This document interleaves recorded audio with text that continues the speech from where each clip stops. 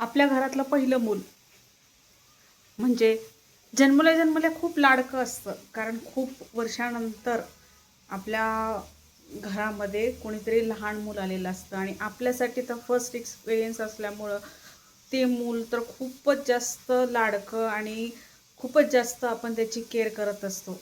पण हळूहळू तुम्हाला जाणवतं का की पहिलं मूल म्हणजे हे आपल्यासाठी फक्त एक्सपेरिमेंट असतं.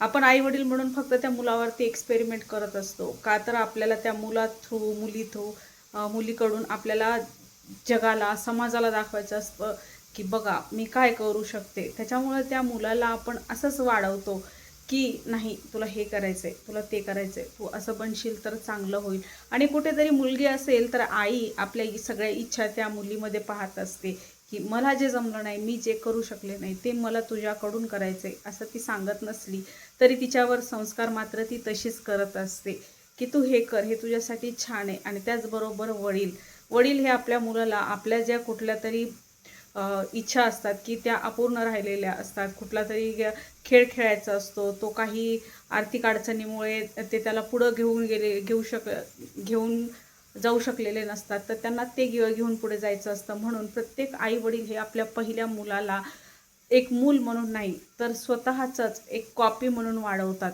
आणि त्यानंतर जर आपल्याला लहान मूल झालं तर तेव्हा त्यांचा असतो की फर्स्ट एक्सपिरियन्स की लहान मूल.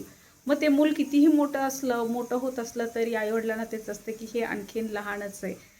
मोठ्या मुलांना एवढे बंधनं घातलेले असतात की नंतर लहान मुलांना आपणच म्हणतो की काही गरज नाही, ते तसंच आहे, त्याला सगळंच करायला आवडतं, त्याला खेळायला आवडतं, ते स्वच्छंद प्राणी असं वगैरे म्हणतो. कारण आपणच कुठेतरी पहिल्या मुलावरती सगळं प्रेशर काढलेलं असतं आणि दुसऱ्या मुलावरती आपण नकळत त्याला सगळी मुक्तता दिलेली असते. कारण शेवटी आपल्याला कळालेलं असतं की सत्य काय आहे. जो जीव आलाय तो स्वतंत्र आलाय आणि त्याची प्रत्येकाची एक आयडेंटिटी आहे, त्याने मोकळं वाढलं पाहिजे. आणि हे आईवडिलांना खूप उशिरा करतं. आणि बहुतेक वेळी असं असतं की खूप मोठे मुलं होतात, पहिली मुलं जेव्हा मोठे होतात म्हणजे अक्षर 50शीला जातात किंवा हे जातात, आईवडिलांसोबत जो बॉन्ड असतो ना, लहान मुलांचा जो आईवडिलांशी बॉन्ड असतो तो मोठ्या मुलांचा तेवढा आईवडिलांशी बॉन्ड नसतो. का नसतो? तर ह्यामुळे नसतो कारण आईवडील म्हणून आपण फक्त त्या मोठ्या मुलांवरती एक्सपेरिमेंट केलेला असतो. आणि लहान मूल घरात आल्यानंतर कुठेतरी ते मूल तू मोठा आहेस, तू मोठी आहेस म्हणून कुठेतरी आपण त्याला नेहमी मागे मागे टाकत असतो, म्हणून ते मूल नेहमी मागं पडतं.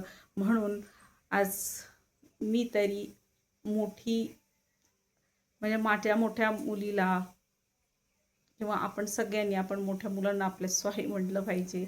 आणि हे कुठंतरी आपण बदलूयात.